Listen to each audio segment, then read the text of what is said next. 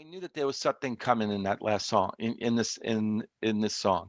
So when it started off kind of really like sort of subdued, whatever. I even when I used that word, I was like, I don't know if I should use that word because the song was not subdued, but that particular part there was almost like it was like it was luring me in. It was like kind of like almost like go that way, but the real way is that way, and I got faked out.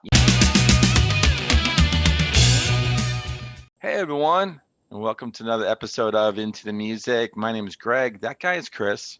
And Chris, I think we're at the end, right? We are at the end, the bitter end. Of We the are we're at the end of the David Bowie album, The Rise and Fall of Ziggy Stardust and the Spiders from Mars. This is the final track. sad. And It was fun. yeah, it was. And but to me, this is quite a conclusion for a great album. We'll see if you think the same. So give it a listen. I'm pretty sure you haven't heard this one before. So I don't give it think a so. listen and let me know what you think. Okay, we'll do.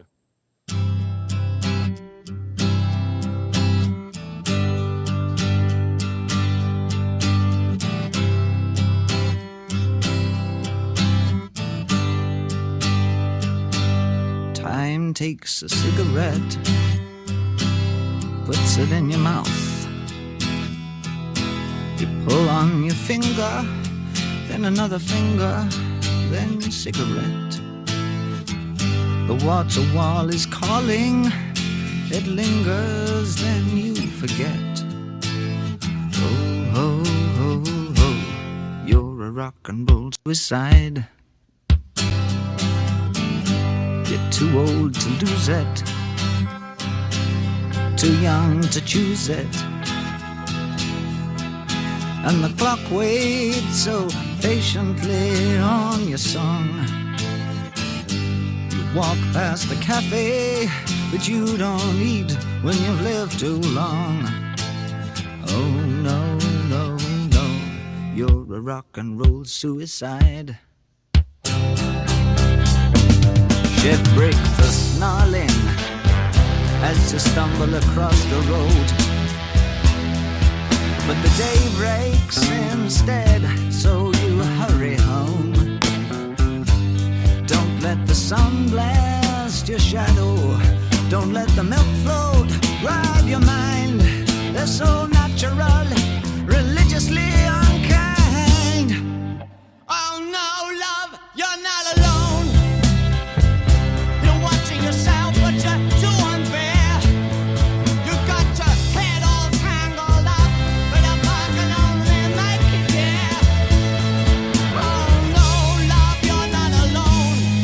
No matter what or who you blame, no matter when or where you've seen, all the knives need to lacerate your brain. I've had my share, I'll help you with the pain. You're not alone.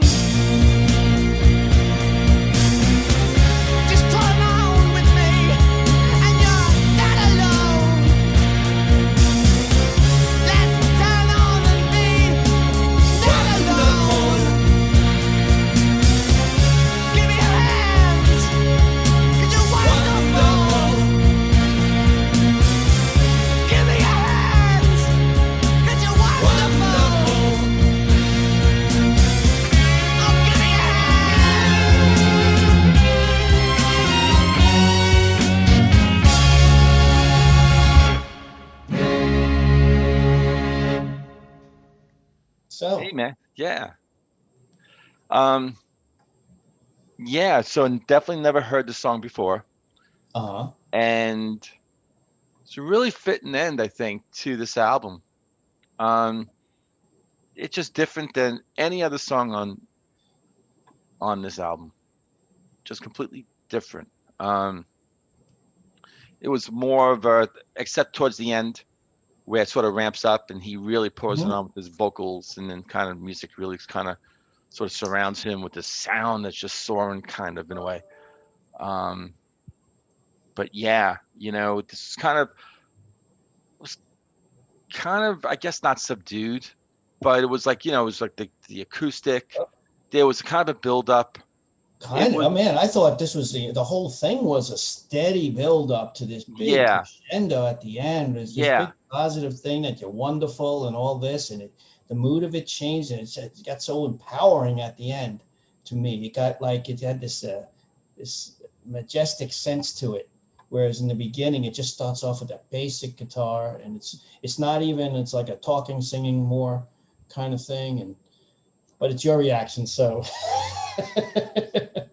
No, actually, probably it'd be better if I handed it off to you because I think that I'm nervous about doing a song like this as a first listen because, yeah, you know, because this is something where I think that, I mean, it was good. I liked it. It's something that, I'm going to go back and listen to like I want to. But I recognized it. I think there was a lot of things going through my head when I was listening to it because I knew it was the last song. I knew it was the culmination of this album. Everything that was sort of almost building and leading to this. Mhm. And you really sensed that. It really kind of really sort of that hit me when he started singing, really pouring on with "You're Not Alone," and just really starts pouring his vocals, his heart, his emotions, everything into that. At one point, he starts to scream that, "You're not alone," and just sort of takes that out. Um, take my hand, give me your hand, and Yeah, because it had yeah, this real desolate sense to it in the beginning. This, of course, it was being lonely, and there's this downtrodden thing, and then it kind of broke out of, as it built up, it just broke out of that. And you belted it out. because I was also trying to understand it too. I mean, I wrote down some lyrics like he was saying, "Too old to use it, too young to lose it," I think. To what is it? Something like There's that. some part in there where maybe he said it again. It was to You're choose too it, old to lose it, too young to choose it, to and the choose clock it. waits so patiently on your song. Wow. Wow. Yeah. Um, yeah. I definitely think this is a standout song on the album. Like you said, it stands on its own. It's really hard to say that, I don't like to say anything on this album. The song's better than the other, but this just it stands on its own. It's just I remember when I first heard this, it blew me away totally. Just yeah, and I thought this is a perfect way a finale for an album, you know. And you want to know what it's about? Yeah. Go ahead. Okay, okay. This is interesting because I'm going to give you two different definitions here. Okay. So in 1974, according to Genius Lyrics, well, he's quoted as this. I'm assuming it's a correct quote. Bowie is quoted as explaining in 1974. He says that the song described Ziggy's eventual destruction by cosmic black hole jumpers called the Infinites, whose coming he had predicted in Starman, a previous song, right? So, okay, I could go a little further into that, but I'm not going to. So that's apparently Bowie had this whole thing in his head, But like we were saying, I think on either the song before this one on the album or the one before that about how, there's naturally going to be a vagueness to the lyrics, right? So he might have had this whole detailed thing in his head, but at a late at a time later than when he said that, later on he said at this point I had a passion for the idea of a rock star as Meteor, and the whole idea of the Who's line, "Hope I die before I get old." At that youthful age, you cannot believe that you'll lose the ability to be this enthusiastic and all-knowing about the world, life, and experience. You think you've probably discovered all the secrets to life. Rock and roll suicide was a declaration of the end of the effect of being young. Now, out of those two Okay. explanations for what the song is about, I'll go with the second one. Me That too. makes sense. I mean, So it might fit in with what Ziggy, what David Bowie said earlier too, but it definitely fits that second explanation. so then who's he singing to when he keeps singing "Give me your hand"? It's as though, stay with me, stick with me, give me your hand. You're gonna be Whoever it is, who's okay. that person? Because Yeah. it's the whole time it's in the second person. So he said, "You're too old to lose it. You're too young to choose it." But he's saying, I think at the same time, he's meaning everybody. His messages to the musicians out there, people who are in that business, whatever, or to anyone. I think I always look at it as to me. It makes the wider the target of lyrics, the better the song. I would think if I'm writing a song and I could apply it to more people, I would make it broader like that. Yeah, because I was sensing that rock and roll suicide that he was keeping in mind, you know, people in that, who who it- who are in that world of his playing music, and Well, then yeah, but more, yeah, specifically, but I think you can also jump to the next level and make it a general thing about anybody, because anybody, especially according to his second explanation for this the meaning of the song, about we all, unless we truly die young, we're all going to get past that point where we thought we knew the whole world and that, we knew the secrets of the world and so on. And then, just find out, you after that your perception wasn't exactly right. what was that line again about the clock at hand or something, but Um, right in that song. it's You're too old to lose it, too young to choose it, and the clock waits so patiently on your song. Yeah, yeah, because I was actually thinking that the other way around, that the clock sometimes doesn't wait so patiently for your song, Well, I don't know what before you exactly. know it. Yeah. But you're talking about you're relating it to somebody who lives that rock and roll lifestyle and all, and I'm doing the more broader interpretation. And when you think about it, when you are young, you do have that feeling of invincibility, like you kind of not like exactly that you're a rock star, but that yeah, you kind of uh, you know everything. Yeah. You're on top of the mountain in a way, and then it's as getting older, it's a humbling experience Yeah. compared to that. So I so that metaphor as of the rock star, that's yeah. I can't get away But from I'm the whole always going to be clock thing. young, and I'm always going to know these. I'm always going to be Well, on that's top of right. things. And I think that's what he's about again, because that clock line is like really, really interesting. Like he knew it. That line is more like, he knows the clock. Like at some point in your life, like you were saying, when you're younger, you think that time is going to wait for you, but in reality, time waits for no one, and then at Wait. some point you get to the Wait, other side of that line where all of a wouldn't that sudden be you a realize that. wouldn't that be a good name for a song? Yeah. You know that song, right? Yeah. Time, right? Or Time time waits for waits no for no one. one. Yeah, Yeah, the Rolling Stones song. that's right. Yeah, right. Yeah, yeah, it's a good one. It's So funny because yeah, on the next Bowie album after this, there's a song called Time. which one is that? Is that the man who sold the world? No, that album was earlier than this. The next one after this was Aladdin Sane, Oh, okay. Oh, the which is man who kind of sold the world another was. incarnation of Ziggy Stardust in a way. Oh, so the man who sold the world was actually before this. Didn't know that. Yeah, Wow. Okay. yeah. This album was his fifth studio album. Okay. Yeah. Yeah, so he had done some stuff, quite a good amount of stuff There's a before lot of this. Bowie. There's a lot of Bowie. I Yeah, gotta he's I gotta real dive prolific. into, man. Yeah. Yeah. So no, this whole Ziggy Stardust ride.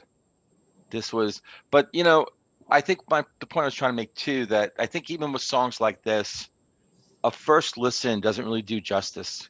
Hmm. Because um yeah, this was almost as though like this was so packed with stuff. um like the lyrics, it was kind of like it was bugging me in a way when I was listening to the song. it was bugging me that all these real interest in sort of what he was, how he was putting the words together, and it really sounded great. But like, not really catching the meaning, like putting it together and like, telling what story, Mhm. except that at the end where he just absolutely pours just his heart, his soul, everything into just, you know, almost where he's just like laying it right down on the floor, all there, just a puddle, at the end. And but there's something to that song that I really need to, you know, dive into, like find out. I really want to get, there's just too many songs, from Bowie, from others too, where you're like, oh, the lyrics, whatever. I don't know what it means. Sometimes I get tired of that. This, I feel like I really need to know. I just need to know. Hmm. And I think that was, I liked it, but you know, as I said to you in the beginning, about sometimes certain songs are not the best for like first listens. I just feel like this is one of those where Yeah, it's this just, might be one of them. Yeah. it's really, I mean, it really impacted me when I first heard it, but on subsequent listens, it got even stronger. it's a lot to unpack.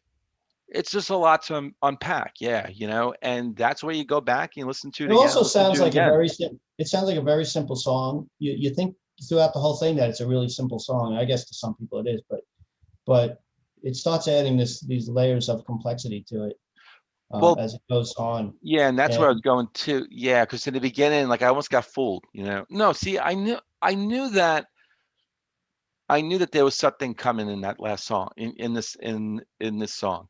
So when it started off kind of really like sort of subdued, whatever. When I used that word, I was like, I don't know if I should use that word because the song was not subdued, but that particular part there was almost like it was like, it was luring me in. It was like, kind of like almost like, go that way, but the real way is that way, and I got faked out, and it's like, because really down there in that direction, oh, okay, that's where, and I think that's where I was kind of like, yeah, he had a lot more other stuff, whatever, that he was like, waiting to kind of throw at you. And then he did. And it was like, you almost like, um, yeah. if you So would look at the chords of this song too, which I just did not too long before this Zoom discussion, it's odd, man. There's some really odd chords.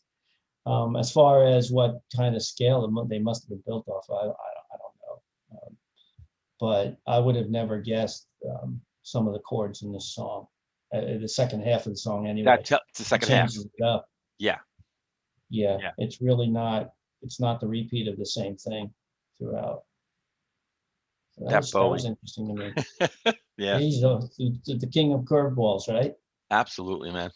Yeah. Yeah. Well, I'm glad you love the album, man. This is great.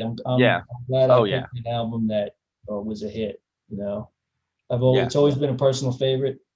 So, personal favorites, you always taking a little bit of a chance, although this is critically acclaimed. But you never know. Sometimes even on our channel, we put stuff out and we think this song's gonna kick ass, and it's like nobody's listening to it. Nobody Yeah. knows about it. Um, so yeah, I'm really glad you gave this all a listen, and let me know what you think about this song and subsequent listens. Oh, definitely will. Absolutely. Cool. All right, cool. I'm going to take us out. All Say, right, Chris, this was great, man. cool. Thank you. And to everyone out there, really hope you enjoyed this song, and not only this one, but all the other ones subsequent leading up to this. It's a great album. And to the Bowie fans out there, um, yeah, it took me a while, but here I am.